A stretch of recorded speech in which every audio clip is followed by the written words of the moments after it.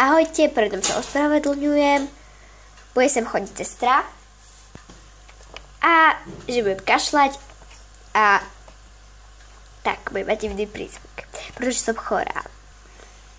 No, takže vrhneme sa na vec. Som strašne chorá, takže naozaj sorry za prízvuk. Prvé, informačné. Už sa volá Sally. Nie Lily. A som rada, že ju zaostrila. Ďalej.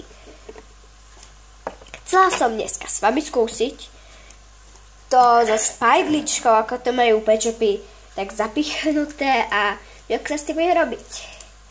Podľa mňa to bude zlé. Nevyzerá to pekne, podľa mňa. Ale ja som to ešte neskúšala, takže ideme to vyskúšať. To bolo... Neriešme. Bože, je to hrozné. Poprvé to ale piace paskajú všade, aspoň v mojom prípade. A po druhé, odliepa sa to. A vyzerá to, keby ten pečom niečo mal v hlave. Nedobre sa s tým ovláda. Chceš mu otočiť hlavu, on otočí celý. A to môže na videu vadiť, keď urobíte proste toto. Že aha, tam je dačo proste. Takže to môže vadiť. Idem sa dole. Je to hnusné. Je to zlé, ako som to predpovedala. Takže, tak. Takže, ešte info. Tí, ktorí pozerajú Goga, určite poznajú, že robí na konci toto. Lenže schôša.